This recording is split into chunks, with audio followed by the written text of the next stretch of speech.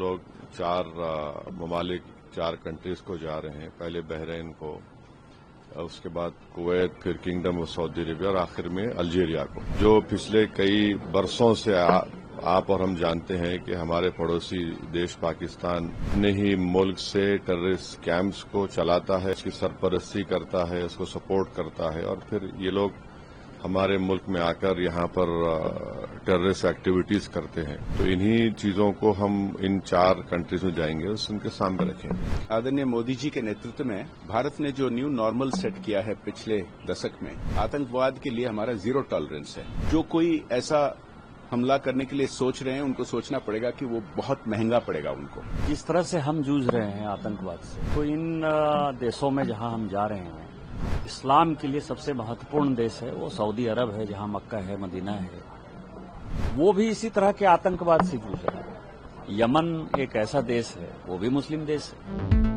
All party delegation बीती रात Bahrain के लिए रवाना हो गया है। इस डेलीगेशन का नेतृत्व बीजेपी सांसद बैजयंत पांडा कर रहे हैं, जिसमें AIMIM चीफ अजदुद्दीन ओवैसी भी शामिल है।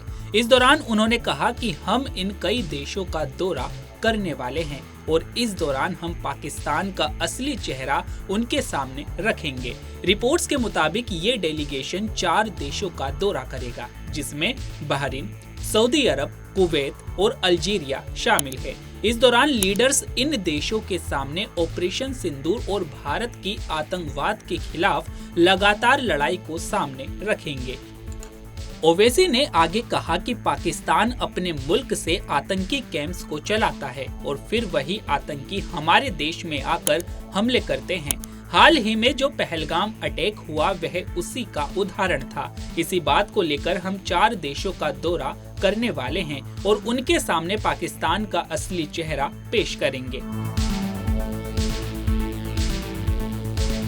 देखिए, हम ग्रुप 1 में है, जिसके इसको हेड कर रहे हैं जय पांडा साहब।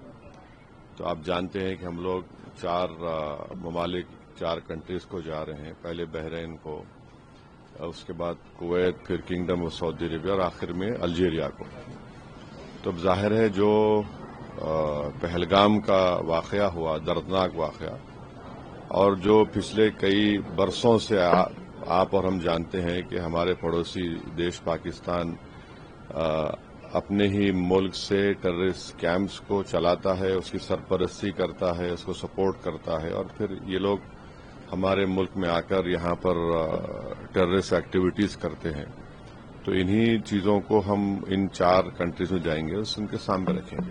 आदरणीय मोदी जी के नेतृत्व में भारत ने जो न्यू नॉर्मल सेट किया है पिछले दशक में, यह है कि आतंकवाद के लिए हमारा जीरो टॉलरेंस है।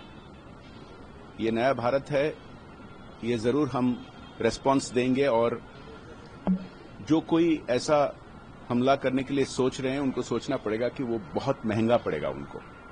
और ये हम करके दिखाए हैं, भारत ने करके दिखाया है ऑपरेशन सिंदूर के जरिए। और एक के बाद एक पाकिस्तान के जो झूठ है सब पकड़े जा रहे हैं। वो जो प्रकार के सब आरोप किए थे कि भारत पर हमला किया, उनके कोई प्रमाण नहीं है। हमारे फोर्सेज ने जो कहा उसके लिए सैटेलाइट पिक्चर्स, इसके लिए विभिन्न प्रकार के इंफॉर्मेशन कोरोबोरेशन है। और आदरणीय प्रधानमंत्री जी ने जिस तरह के रिलेशनशिप्स बनाए हैं पूरे दुनिया भर, उसका भी हमें बहुत फायदा मिल रहा है। एक के बाद एक विभिन्न देशों ने हमारे समर्थन कर रहे हैं, भारत के पक्ष में बोल रहे हैं। ये मैसेज लेकिन कंटिन्यूअसली लेना है और जो विभिन्न ग्रुप्स अभी जा रहे हैं विभिन्न देशों पर, इनका यही मैसेज रहेगा। और सबसे बड़ा मैसेज, जैसे कि मैंने कहा, कि भारत का एकता का है। जिस तरह से हम जूझ रहे हैं आतंकवाद से, तो इन देशों में जहां हम जा रहे हैं और जो इस्लाम के लिए सबसे महत्वपूर्ण देश है वो सऊदी अरब है, जहां मक्का है, मदीना है, काबा है, वो भी इसी तरह के आतंकवाद से जूझ रहा है। यमन एक ऐसा देश है, वो भी मुस्लिम देश है। और मुस्लिम देश जो है सऊदी अरब को लगातार परेशान करता है, लगातार तंग करता है, तो उनको आतंकवाद की परिभाषा पता है कि किस तरह से, क्योंकि आतंकवाद का कोई धर्म नहीं होता। पहलगांव की घटना जो है एक अलग घटना है कि पहलगांव में धर्म के आधार पर जो है पहली बार मारा गया, लेकिन जनरली ये माना गया है कि आतंकवाद जो है वो बाउंड्री के बाहर है और धर्म से ऊपर है। तो हम इन बातों को रखेंगे, क्योंकि सऊदी अरब के साथ साथ ही फॉरेन पॉलिसी बहरीन की भी उसी तरह से डिसाइडेड है और एक दूसरे के प्रति जो है उन दोनों का कोऑपरेशन है। कुवैत का आपको पता है कि जहां हमको आगे जाना है, कि कुवैत के लिए कितना बड़ा वॉर हुआ। 91 का जो वॉर था वो भी आतंकवादी था, इंटरनल था, उसको कब्जा करने की कोशिश की थी इराक ने।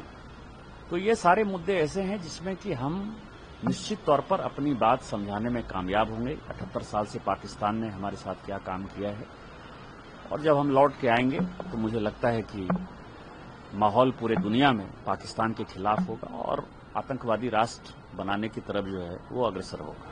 2014 के बाद से जो भारत बदला है, कई नेताओं ने कहा, प्रधानमंत्री ने खुद कहा कि अब भारत बर्दाश्त नहीं करेगा और जिसको जिस आवाज में सुनाई देगी आवाज वो ही जुबान समझाई जाएगी।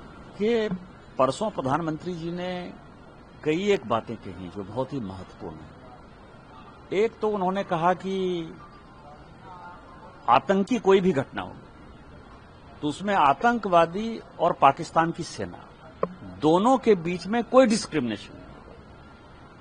एक बड़ा स्टैंड है भारत का 2025 में। आप समझिए कि 1947 से जो नीतियां चल रही थी आतंकवाद के खिलाफ, वो 2025 में भारत सरकार ने कंप्लीट बदल दी है।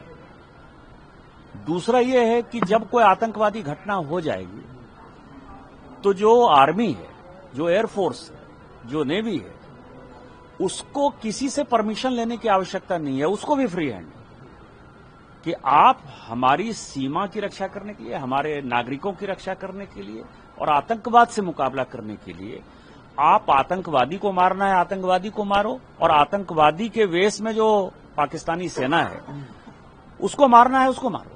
आपको ये पूरी छूट है।